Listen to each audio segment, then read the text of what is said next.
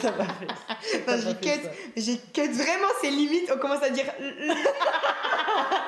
Le podcast, elle porte bienvenue, bonjour, je sais pas quoi. Bonjour.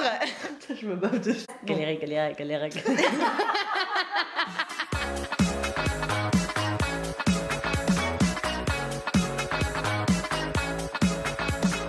Bienvenue dans le podcast Elle porte la culotte. Le podcast Elle porte la culotte, c'est le podcast de deux entrepreneuses qui vous racontent un petit peu leur quotidien, leurs galères, ce qu'elles ont réussi à mettre en place pour lancer leur business au sommet, et on vous partage tout ça dans nos épisodes chaque semaine. Alors avant de commencer ce nouveau podcast, comme d'habitude, les petites recommandations iTunes et YouTube. Si vous voulez entendre plus de podcasts, eh bien encouragez-nous, laissez-nous un avis, laissez-nous des likes sur YouTube, laissez-nous des commentaires, abonnez-vous à notre chaîne YouTube, mais surtout laissez-nous des avis iTunes, puisque ça va nous faire du coup monter sur la plateforme d'Apple. Je suis Aurélie de Digital Woman. Et je suis Marie de Marie Roé et de Boîte d'Ampoule. Alors aujourd'hui, on avait envie de vous parler un petit peu des peurs de l'entrepreneur, et on va vous prouver que même si vous êtes flippé aujourd'hui, vous allez quand même vous lancer et vous allez réussir à atteindre les objectifs que vous vous êtes fixés. Parce qu'aujourd'hui, il y a pas mal de femmes qui ont une idée d'entreprise, qui aimeraient bien se lancer. Moi, j'en côtoie tout le temps des personnes qui ont une passion, une envie, elles ont tout le temps rêvé d'ouvrir leur boîte, elles me disent tout le temps, mais Marie... voilà, j'ai trop peur pour l'ouvrir, ou est-ce que tu crois vraiment que je devrais l'ouvrir, etc. Donc il y a quand même pas mal de personnes qui ont des peurs à ce sujet et qui n'osent pas passer à l'action. Donc aujourd'hui, on va vous donner un petit peu notre point de vue et nos manières de penser qui vont, on l'espère, vous permettre d'enfin vous lancer dans l'entrepreneuriat si c'est ce que vous aimeriez. La première des idées qu'on voulait évoquer avec vous dans ce podcast, c'est comprendre pourquoi vous avez cette idée qui commence à vous obséder. Normalement, quand on a envie de lancer son business, en fait, on pense qu'à ça. On a plein d'idées, de choses qu'on pourrait mettre en place, et on parle de ça à tout le monde. On se lève avec cette idée dans la tête, on se couche avec cette idée dans la tête, et on se demande pourquoi finalement, qu'est-ce qu'on attend en fait pour passer à l'action. Donc la première chose qui pourrait vous montrer que votre projet, votre envie de lancement est bien plus forte que n'importe laquelle de vos peurs, ça va être de comprendre pourquoi cette idée vous reste à l'esprit, pourquoi elle vous reste en tête. Et donc on vous invite, si vous avez envie, à prendre une feuille, un stylo, et à noter pourquoi cette idée elle est dans votre tête. Qu'est-ce qui fait aujourd'hui que vous avez envie de réaliser cette chose-là, alors que ce soit des points positifs qui vous poussent à cette idée-là, ou négatifs, des choses que vous aimeriez stopper, par exemple changer de job ou des choses comme ça. Il faut que vous preniez le temps de réfléchir au pourquoi de cette idée qui commence à vous trotter en tête. Donc on revient tout le temps à cette même idée de poser tout le temps son pourquoi. Même quand on veut créer, quand on a peur de se lancer, un pourquoi, ça peut... nous aider à... Ça change la vie. Ça peut nous aider à passer à l'action. La deuxième étape, ça sera vraiment de poser sur papier son envie, son idée de business qu'on a, qu'est-ce qu'on aimerait créer, et vraiment mettre le départ en fait, mettre vraiment sa vision qu'on a actuellement de son projet sur papier. Déjà se vider la tête et se dire qu'est-ce que j'aimerais créer, comment je le visualise vraiment à l'état brouillon. Ce serait vraiment la deuxième étape à faire. C'est ça, sans se mettre de barrières, sans essayer de structurer la chose. Vraiment laisser sortir les idées comme elles viennent, et ne pas prendre le temps de les structurer sous la forme d'un plan ou sous n'importe quelle autre forme. Mais vraiment se dire, qu'est-ce que j'ai envie de mettre dans ce business aujourd'hui. Okay. Et ensuite, une fois que ce sera fait, on va pouvoir commencer à lister toutes les raisons qui vous empêchent aujourd'hui de passer à l'action. Qu'est-ce qui fait aujourd'hui que tu ne te dis pas « demain je me lance » ? Qu'est-ce qui fait que ça bloque ? De quoi tu as peur ? Quelles sont les raisons, peut-être financières, peut-être géographiques, peut-être familiales ? Quelles sont les raisons ? Donc je vais vraiment prendre le temps de lister toutes les raisons qui m'empêchent aujourd'hui de passer à l'action, de me réaliser, de tenter, de tester mon idée, et toutes ces choses que j'ai pris le temps de poser sur papier dans les 2 étapes précédentes. Je vais prendre le temps de me demander pourquoi est-ce qu'en fait je suis pas déjà en train de le faire. Et ça c'est fort aussi, parce que je pense que tu vas rire un petit peu de la métaphore, je sais plus du tout qui est-ce Qu'est-ce qui avait présenté ça comme ça. Mais souvent, on voit un monstre sous son lit. Et quand tu mets la lumière, en fait, c'est juste une chaussette qui est là. Non, c'est super, Voilà, c'est un peu ça. c'est super représentatif parce que si tu mets du coup toutes les choses qui te freinent, qui t'empêchent de passer à l'action aujourd'hui sur papier, tu te rends compte que ces choses-là, elles sont pas vraiment... Elles sont pas si dramatiques et surtout que tu peux peut-être les contourner. Parce qu'il y a des choses pour lesquelles vous pouvez trouver une parade pour réussir à justement les supprimer pour pouvoir passer à l'action. C'est ça. Et souvent, c'est peut-être des plus grosses peurs qu'elles ne le sont au final, quoi. C'est ça. C'est juste une chaussette. C'est toi la chaussette. Pas un gros monstre. Ou alors t'es le gros monstre, je sais pas. T'es un petit monstre.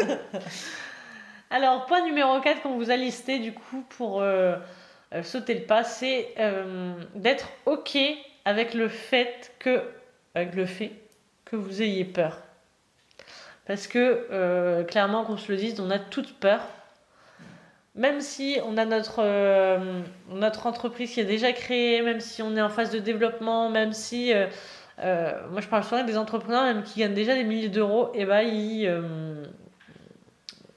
même des dizaines de milliers d'euros par mois, qui ont peur, qui ont tout le temps cette peur-là, même, mais ça à degrés différents, quoi. Je pense que la peur à la création, elle est vachement intense et au fil du temps, elle s'atténue.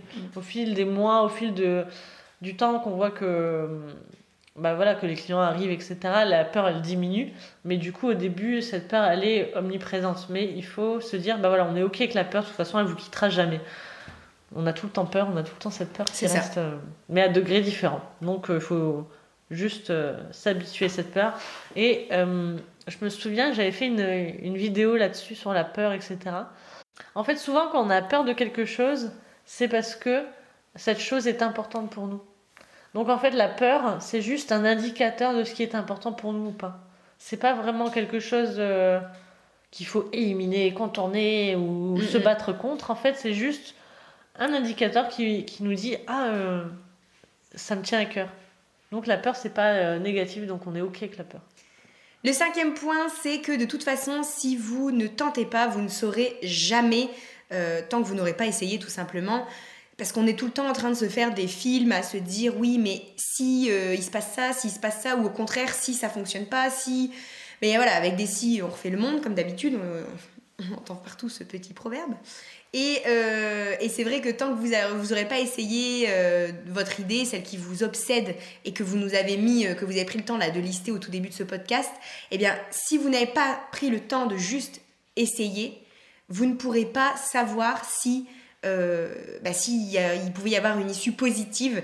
Et moi, je me suis toujours dit qu'il était hors de question que j'arrive à 50 ou 60 ans et que je me demande si l'idée que j'avais eue quand j'avais 20 ans, elle allait fonctionner. Qu'est-ce qui se serait passé si à 20 ans j'avais essayé cette idée-là? Donc moi, je pense que c'est une plus grosse frayeur pour moi. C'est de me dire j'ai pas fait ça. Je pense que c'est ça qui me fait le plus flipper, plus qu'un échec en fait. C'est pour ça, et parfois, tester quelque chose et t'être ramassé et t'as essayé. Ramassé comme une grosse merde. Mais de l'avoir fait, quoi. Bah, je pense que de me dire un jour, si j'avais fait ça, je pense que ça serait horrible pour moi. C'est plus donc, douloureux. Moralité, mieux vaut essayer quitte à se gameler, quoi. C'est ça. Je pense que la douleur est plus forte. Je pense que la douleur est plus forte si on teste pas que si on teste et qu'on échoue. C'est surtout qu'elle est sur la durée. Parce que quand tu testes, que tu te ramasses, t'as mal sur le coup, ça fait comme un pansement que tu déchires vite fait, c'est fait. Par contre, je pense que quand tu le fais pas et que ça te bouffe toute ta vie, parce que tu te dis, si j'avais essayé ce jour-là, est-ce qu'il y aurait eu une issue positive ? Et tu vas aussi bouffer la vie de tout le monde, hein, parce que ton mec, tu vas lui faire payer ça. Tes gosses, tu vas leur faire payer le fait que t'as jamais lancé ton entreprise. Voilà, quoi, tu vas être... C'est un cercle un peu vicieux, quoi. Ouais. Le 6e point. Le 6e point. Orthophoniste, bonjour. Vraiment, on va prendre des rendez-vous, je te promets, parce que là, ça va plus. Mais le pire, c'est des fois quand j'écris, en fait, j'écris un mot et je me rends compte que mon mot, j'ai mixé le premier mot et le deuxième mot. En fait, j'ai fait un mix des deux mots. Parce que mon cerveau il est déjà sur le mot d'après, en fait. T'es trop intelligente, c'est ce que t'es en train de dire ? Ouais, carrément. Okay. J'hésite entre trop intelligente ou dyslexique. Les deux faces d'une même pièce, en fait. Pour toutes les personnes dyslexiques, grâce à Marie, vous êtes revalorisées. Si t'es dyslexique, t'es à la fois trop intelligent en fait. C'est ça. Ton cerveau, il est trop rapide. 6e point à mettre en avant, en fait, ça sera de faire le focus sur tes forces, tes envies, tes projets, tes objectifs. Donc ça va être super bien de faire un petit peu un point sur qui tu es. Qu'est-ce que tu as envie? Quels sont tes projets à toi? Pas celles de ton mari, pas celles de tes enfants, pas celles de tes parents, pas celles de tes amis, etc. Toi, qu'est-ce que tu es? Qu'est-ce que tu vaux? Qu'est-ce que tu veux? Qu'est-ce que tu veux atteindre? Et quelles sont tes propres forces à toi en tant que personne? Et du coup, qu'est-ce qui va te permettre de monter tel projet, de faire telle chose? Qu'est-ce qui va te permettre de réussir? Qu'est-ce qui brûle en toi et qui va permettre de tout arracher sur ton chemin en fait? Et le fait de rester focus sur les forces, ça va aussi permettre d'étouffer un petit peu les peurs. Parce que forcément, vous allez vous rendre compte que vous avez en vous ce qu'il faut. Pour surmonter en fait ces peurs, vous avez tout en vous. Il n'y a pas besoin d'aller chercher ailleurs ou d'essayer de se rassurer d'une quelconque manière, puisque tout se trouve en vous déjà. Totalement. Donc faites le point vraiment sur tout qui vous êtes, ce que vous avez envie, sur vos forces, vos projets, vos objectifs. Et déjà, ça sera déjà, je vous promets, ce sera un bel exercice déjà de prendre une feuille et de marquer mes forces, mes envies, mes projets, mes objectifs. Moi, j'adore faire ça. Écrire sur ce que j'ai envie. Moi aussi. Le 7e point, c'est un petit peu un point en lien quand vous imaginez, vous fantasmez un petit peu sur celles qui ont réussi, des comptes Instagram de nanas qui ont des trucs de dingue, qui font des trucs de dingue, qui visitent des pays, des trucs. Ben, le 7e point, ça va être de simplement comprendre que vous n'êtes pas plus bête ou moins forte qu'une autre. Donc il n'y a aucune raison finalement que vous ne vous lanciez pas et que vous n'essayiez pas votre projet. Parce que cette femme que vous idéalisez et que vous aimeriez devenir ou à la place de qui vous rêveriez d'être, ben en fait, elle est totalement accessible puisque vous n'êtes pas du tout moins forte qu'elle et vous n'avez pas moins de possibilités qu'elle de réussir. Tout vient de vous et vous êtes le seul obstacle. Et on en parlait tout à l'heure avec Marie. Elle me formait sur un logiciel. Et elle me disait que la seule limite à ce logiciel, c'était moi. Parce qu'en fait, il y a des choses que je ne voyais pas dans le sens où tu ne les imagines je pas. me les imaginais pas comme possible. C'est une citation de Walt Disney, là, c'est ça, c'est... si tu peux le rêver, tu peux l'avoir. On est trop Walt Disney, nous. Ou tu peux l'être, ou je sais plus quoi, mais si tu peux le rêver... Tu peux le faire ou tu peux le faire, ouais, c'est un truc comme ça. Donc voilà, donc ça c'est vraiment la base. Moi, d'ailleurs, je comprends pas trop en ce moment, il y a beaucoup de... personnes qui disent moi quand je regarde les comptes Instagram je suis dégoûtée, tu sais il y a une mode là en ce moment de gens qui disent ouais mais les Instagrammeuses elles nous montrent leur vie de rêve, ça me dégoûte, je me sens pas bien dans ma vie, et justement posez-vous la question, pourquoi est-ce que vous vous sentez pas bien dans votre vie? Moi perso les Instagrammeuses je les regarde, mais ouais il faut regarder ça sous un... je m'en fous, je le vois parce que voilà. Quand elles sont en train de bosser sur l'ordi, c'est pas passionnant, donc elles vont pas le mettre en avant. Moi, je vois ça dans le sens c'est canon l'endroit où elles sont, peut-être que je vais la rajouter à ma liste de pays à faire, enfin des trucs comme ça. Totalement. Mais je me dis pas, putain, elles ont une vie. Et je pourrais jamais le faire, quoi. Elles ont une vie de rêve et moi je suis là dans mon salon. Non, mais non, pas du tout, c'est pas. Non, je pense que si tu te donnes les moyens. En fait, il y a personne qui est né avec un téléphone dans la main et avec un compte Instagram tout créé. Si, toi avec un ordi. Peut-être que je faisais déjà des sites. Non, mais c'est ça, il y a personne qui est arrivé avec un compte Instagram tout fait, qui est né avec un don en quelque chose. On a tous... Moi, j'ai appris la création de sites internet en autodidacte, mais parce que c'était une passion. Et après, j'ai été à l'école pour aller développer le truc, mais de base, j'ai tout appris comme ça. C'est quelque chose qui m'intéressait. Donc, si c'est quelque chose qui vous intéresse, mais que vous ne maîtrisez pas encore, ou qui est beaucoup plus loin que vos connaissances actuelles, bah, allez chercher vos connaissances, quoi. C'est ça. T'as moins de connaissances qu'une personne, bah va aller chercher tes connaissances. Moi, mon père, il me disait toujours, je préfère... je l'ai sorti à mon mari, d'ailleurs, l'autre fois. Mon père, il disait toujours, je préfère t'apprendre à pêcher que te donner le poisson directement dans la bouche, parce que comme ça, tu pourras le refaire toi-même après. Et c'est exactement ça, en fait. Formez-vous, regardez ce qu'il vous faut, et rendez-vous compte que les seules limites que vous avez, c'est vous qui vous les imposez. Si vous ne savez pas faire quelque chose, bah, donnez-vous les moyens de savoir le faire. Enfin, c'est ça. Apprenez à le faire. Vous voulez être Nolita sur Instagram, et faites la moitié de ce qu'elle fait. C'est clair. La gonzesse, elle est magnifique, elle fait son bronzage, elle fait une séance de sport par jour, elle voyage, elle parle anglais, elle fait plein de trucs, elle fait des partenariats, elle a déménagé, etc. Elle tient son blog aussi, elle fait d'écrire. 1 million de stories par jour, elle fait un blog tous les autant de temps, dès qu'elle fait un shooting, elle fait une story, elle a déjà préparé le blog avec tous les accessoires qu'elle avait dessus en amont, etc. Vous voulez être Nolita, produisez le même genre de contenu, la même quantité la même quantité de travail. Il n'y a pas de secret. Il n'y a pas de secret. Elle n'est pas 40 000 fois plus belle qu'une autre. Elle n'est pas 40 000 fois plus intelligente qu'une autre. C'est juste que elle taffe. Voilà.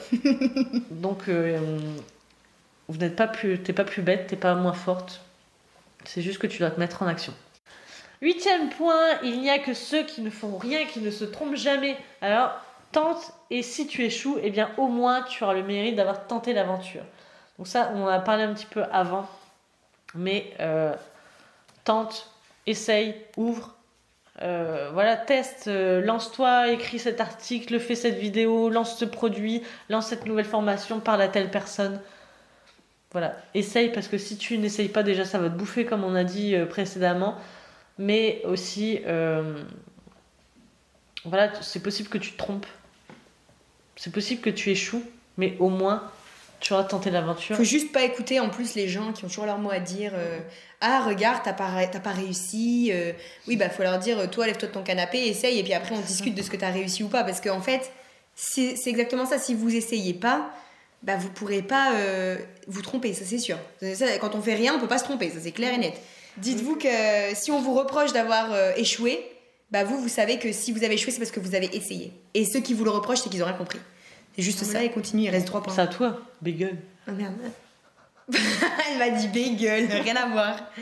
Ça veut dire bagel. Ça veut dire que, genre, c'est comme si j'entends du bruit dans ma rue, je vais regarder à ma fenêtre, je fais la bagel. C'est vrai, c'est ça. Je te jure, c'est ça. Ma mère, elle me le dit tout le temps. Mon père, il disait tout le temps à ma mère. Parce que ma mère, elle faisait la bagel, elle allait voir les voisins, ce qui se passe dans la rue, comme ça. Moi, je trouve que ça fait une belle insulte. C'est une bagel, c'est pas un truc sympa. Hein. Tu te mêles pas de ton cul, quoi. Tu te mêles de celui du voisin. Tu te mêles du cul du voisin. Le point suivant, c'est d'être réaliste avec vous-même dans les deux sens. C'est-à-dire que ce soit en vous sous-estimant ou en vous surestimant, on vous a fait poser un peu vos forces et tout ça sur papier juste avant. Et en fait, ce point-là, il est hyper important. Parce que si vous vous sous-estimez, vous n'allez pas vous lancer, parce que vous allez avoir l'impression que vous n'avez pas ce qu'il faut pour le faire. Si vous vous surestimez, c'est là qu'on se gamelle un petit peu avec puissance, parce que du coup, on vise un petit peu plus haut que ce qu'on est capable de faire. Donc c'est bien de viser un petit peu plus haut pour se challenger. Mais si vous visez 10 000 étages au-dessus de vous, je ne suis pas sûre que de façon réaliste, ce soit quelque chose d'accessible. Ça se fera peut-être, mais avec le temps. Donc c'est important que vous soyez réaliste avec vous-même dans les deux sens, que vous sachiez vous voir tel que vous êtes, avec ce que vous savez faire ou non, avec ce que vous aimez faire ou non, et ce que vous projetez d'être ou de devenir, parce que ça vous évitera déjà certaines frayeurs, je pense, parce que plus on est réaliste avec soi-même, plus on est consciente finalement de ce qu'on a en nous. Et du coup, vous pouvez pas faire l'impasse sur ça. Accordez-vous le droit d'être réaliste avec celle que vous êtes. 10e point, prépare ton lancement dans le game, ton entrée dans le game. C'est-à-dire que tu dois te préparer vraiment minutieusement à ton lancement. Ça va être très important parce que aussi ton lancement, ça va être le moment où ton ego va jouer. C'est-à-dire qu'au plus tu vas tarder à vendre ou à trouver des clients, etc., au plus ton estime va diminuer. Donc si tu prépares bien ton lancement, si tu fais par exemple un planning sur 30 jours à l'avance, en fait, des choses que tu dois préparer, à mettre en place, etc., je pense que tu peux bien préparer ton lancement et du coup, tout de suite commencer sur les... je sais pas c'est quoi l'expression, sur les chapeaux de roue. Ouais, c'est ça. Les chapeaux de roue. Les chapeaux de roue. Genre, les roues, ils ont des chapeaux, quoi. Je crois que l'explication, elle est autre. Les roues ou les roues? Je crois que l'explication, elle est autre. Je crois que là, il y a un truc de langage différent. En fait, ça veut dire rapidement, voire trop vite. C'est quoi le chapeau dans les... Le chapeau, c'est les enjoliveurs. Ah bon? Oui. Et comme les enjoliveurs, ils s'inclinaient en donnant l'impression de toucher le sol, ils disaient démarrer sur les chapeaux de roue sur les enjoliveurs qui touchent le sol. Ouais, mais ça, c'est les motos, c'est pas les voitures. Mais t'as pas écouté ce que je viens de lire? Vous irez sur Wikipédia ce soir. Voilà. Je suis pas le dictionnaire, je suis pas la rousse, moi. Merde. La rousse, chapeau de roue. Ouais, parce que Marie, elle a quand même demandé si les chapeaux de roue, c'était les chapeaux des roues. Des roues, cheveux, quoi. Je sais pas, mais. Et on fait des podcasts pour aider les femmes entrepreneurs. Hein. Et elle fait des formations, la meuf. Elle forme les gens. Elle forme les gens, la meuf. Genre, c'est important dans ma vie. Et bah, tu le dis pas. Tu te sens coupable, c'est que t'as fait une connerie. C'est ça. Donc voilà, préparez bien votre lancement, faites un planning à moins 30 jours si ça peut vous aider, mais préparez-vous pour votre grand lancement, ça va être super important pour vous, pour votre entreprise et aussi pour votre ego, pour votre confiance en vous. Et le dernier point, ça va être de vous répéter pourquoi vous allez vous lancer demain.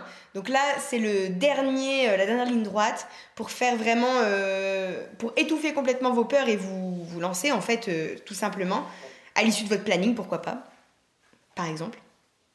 Et ça va vraiment être de garder en tête pourquoi vous voulez le faire et c'est tout. On ne commence pas à réfléchir 150 ans, on a déjà réfléchi, on vient de faire le cheminement ensemble, vous avez déjà eu le temps de réfléchir pendant des heures et des heures, des journées, des années peut-être même. Ça y est, maintenant il est temps de passer à l'action. Demain vous passez à l'action et pourquoi vous allez le faire? Eh bien vous allez vous le répéter en dernier donc de cette liste de petits conseils qu'on vous a préparés. Donc vous vous répétez pourquoi vous allez vous lancer demain. Et au final, ce sera jamais parfait. Moi, il y a une phrase que j'adore, préfère fait à parfait. C'est-à-dire que ce sera jamais parfait. Si tu attends la perfection, tu te lanceras jamais. Et moi, j'avais fait un article sur ça sur le blog en disant qu'il n'y a pas qu'on attend une configuration idéale qui n'arrivera jamais. Parce que vous avez beau dire j'attendrai que de changer de travail, j'attendrai d'avoir un meilleur salaire, j'attendrai je sais pas moi de changer de pays, j'attendrai d'avoir une maison, j'attendrai d'avoir des enfants, vous pouvez attendre ce que vous voulez. Il y aura toujours un élément, une configuration qui va manquer ou alors qui va être là en trop et vous allez vous dire j'attendrai que ça soit plus là. Et je pense que c'est pas une citation mais c'est pas un proverbe, je sais pas comment on appelle ça, c'est... La meuf, elle a devant les citations aujourd'hui, elle me gonfle. C'est pas un dicton, je sais pas ce que c'est. C'est un entrepreneur, en fait, c'est quelqu'un qui se jette de la falaise et qui construit un parachute sur la descente.